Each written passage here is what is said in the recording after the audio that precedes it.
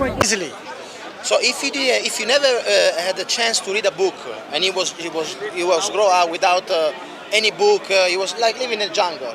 How did you find out there's a creator? It's easy. He was growing in a forest, let's say like a Tarzan, like say. Yeah, exactly. With knowledge, zero knowledge. I was going to actually even mention that point, but you did it because you are a critical-minded person.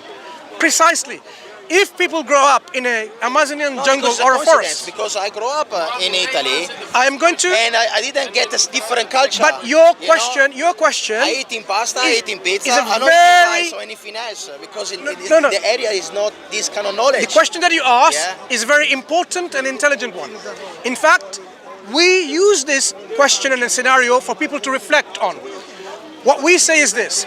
Even if you were brought up, say 5,000 years ago in a Brazilian jungle or an Amazonian jungle, where there's no Christianity, there is no Islam through Prophet Muhammad sallallahu alaihi wasallam and so on, right? There is no Hindus there is no Jewish people there.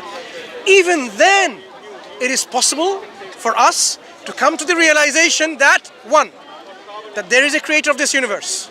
Two, that this creator is one and only and absolute. Three, that we are created for a purpose. Four, we're going to die, we're not going to live anymore all the time. We will die, come to an end. And there has to be something after death. Because some people follow good ways and some people follow bad ways. The end destination cannot be the same. Justice demands that there has to be a day of reckoning. There has to be a day of judgment. Someone can be selfish, to think about only for himself. And that's why. Grow up and that's why it's genetic. Like that is why. Children. That is why. Like do a children and say, okay, do whatever you like in some this people. planet. Some people do that, and so that is why. Do you know what Islam says? Islam says don't be selfish. In fact, it says, you know, the wealth that you have. Selfish is in a way not to thinking about others. I can still talk to others. If I'm selfish, that it's me now. I grow up with my kids, the wife, and move on with my life. Yeah, but you have to look after other people. The simple things, not to get too complicated, because life is very complicated. To give you an example, our Prophet sallallahu alaihi wasallam, our Prophet said, you know, you are not even a believer that you go yourself fully fed and your neighbor starves to death in hunger. You're not even a believer. A believer has to make sure his neighbors don't die of starvation. Doesn't matter who your neighbor is. An atheist neighbor or a Christian neighbor or a Jewish neighbor, a Hindu neighbor, doesn't matter. It doesn't have to be a Muslim neighbor. Your neighbor is your neighbor. Our wealth that I was going to explain to you about, that we earn maybe thousands of pounds or millions of pounds, whoever you are, how rich you are. No, it doesn't mean money. Our wealth is not all of our wealth. In Islam, the poor people and the needy have a right on our wealth. Right. I have to give 2.5% of my surplus wealth to the poor because it's theirs, belongs to them. That shows how Islam doesn't demand people become selfish. Islam wants to make everyone, come to whole humanity. I didn't say selfish to have greedy with money. Money, wealth, in society. Not to the social buildings like churches or mosques or. No, I'm saying throughout. You have to look after. You have to look after everyone.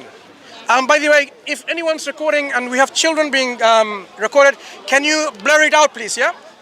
This is for all the cameramans. If the children are in the camera, please blur it out afterwards, before you publish. So if you're doing live, stop doing live, because we have children here being in the camera. Is that right? Is that okay? Yes. Yeah, fine. So what we are saying is, as we have spoken about the creator, even in an Amazonian jungle, we can come to the conclusion that there's a creator. And this creator is one and only and absolute. We can come. Your question earlier on, as you said. To discover, of course. No. When you say come to the conclusion, when you go to a new city, you want to discover the city. It's okay. You can't think about the same road. We can conclude by reasoning. Excuse me, brothers. Leave her alone. What we're saying is, your question that you said about what about the creator who was created by a creator and so on. That is a silly question. Exactly. There's no need to answer them. Fine. So ultimately, we need to sit at the table and have a nice ultimately, we will come to the realization that there is one creator who is absolute, independent, one, and unique. not someone who is born, not someone who produces children, and not someone who is like us. Do you know what I described? Chapter 112 of the Quran, the book that God gave to his final messenger. This is what it says. I'll tell you in Arabic and tell you the translation. In fact, I've told you already. Bismillahirrahmanirrahim. Bismillahirrahmanirrahim. Qul huwa Allahu ahad. Say, God, He is one, only and unique. Fuck off! Allahu Samad.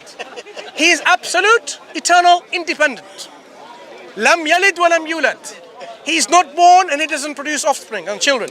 Walam yakul lahu kufuwan ahad. And there is none like unto him whatsoever in any way comparison. Any way you want to compare, there's nothing like unto God. That is what we talk about the Creator. This, please. Can you leave her alone, please? Yeah. So that's what we're talking about. We are saying the concept of God or our Creator, the Quran provides, your heart and your mind will be happy with it, content and satisfied with it. And this is what Prophet Muhammad sallallahu alaihi wasallam, who came 1,400 years ago, 1,400 years. No. Being the last of the messengers, on the prophets. Okay. There were many other prophets and messengers who were sent to all nations in the past.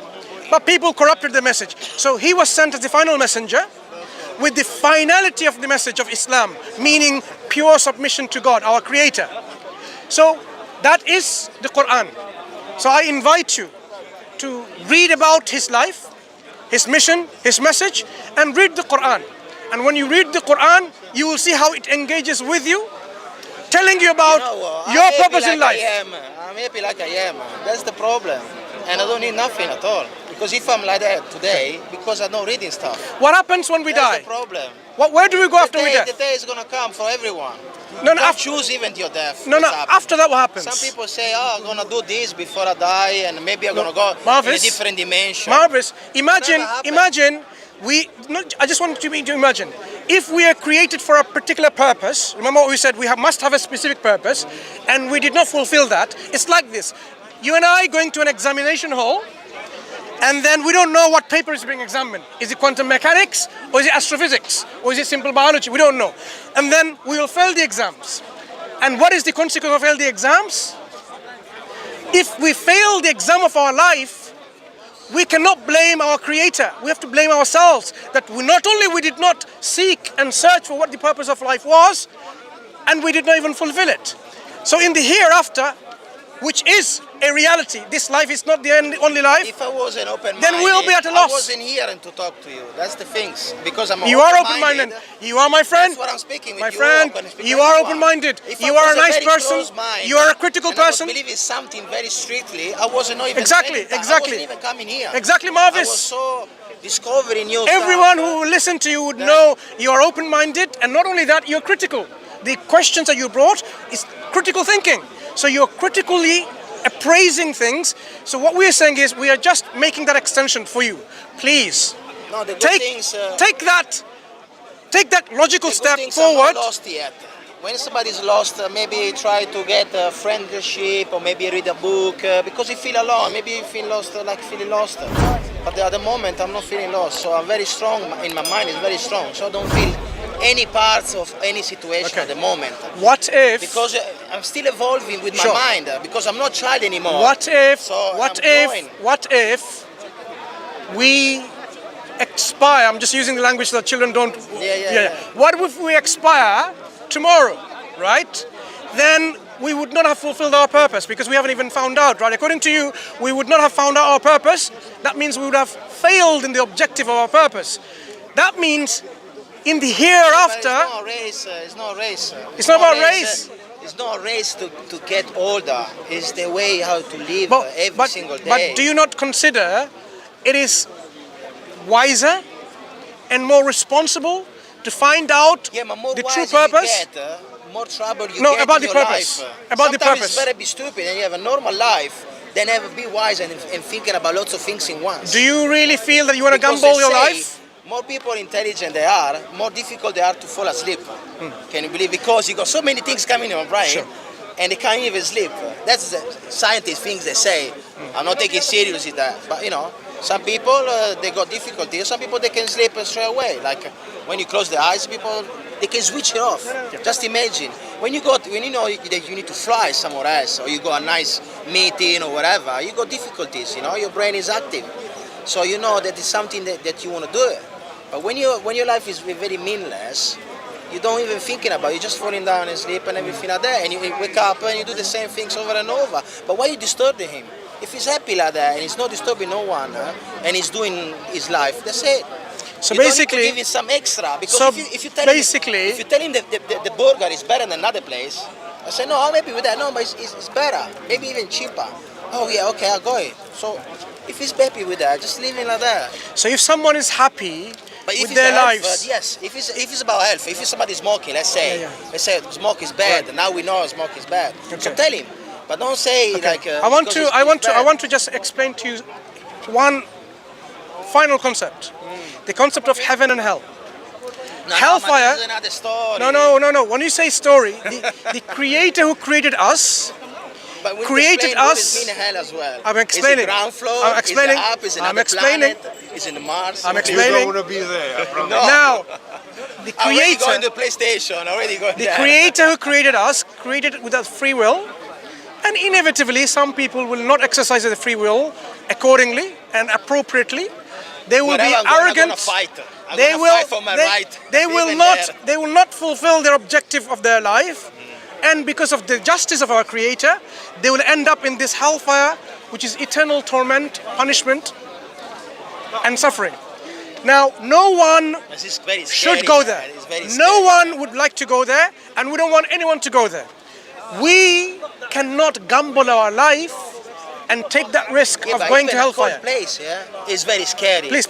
Even cold is very scary. Yes, I know. What I'm saying is, how can you feel happy? Minus 50. I want to see how you think about this. How can you feel happy knowing that you don't know when we're going to expire?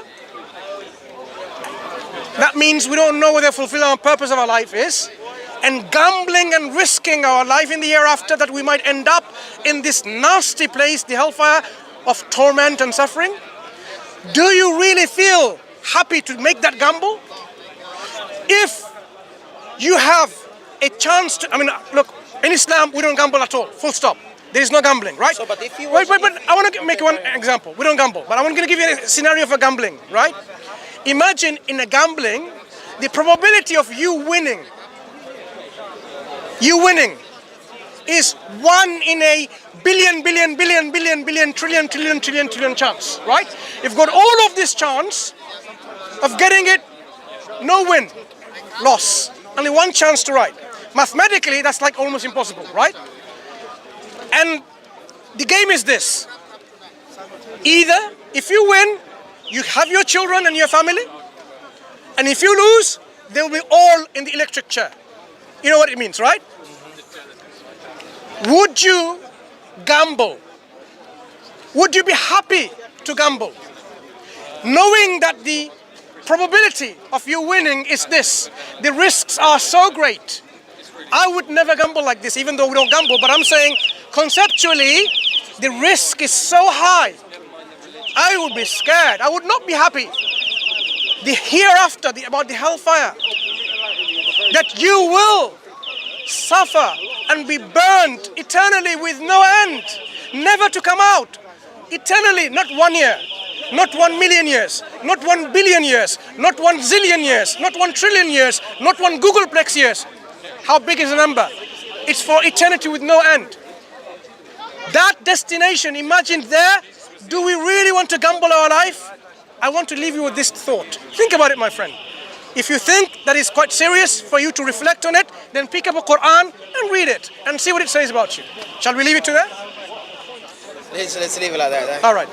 Thank you, my friend Marvis. Nice talking to you. Take care. Take care.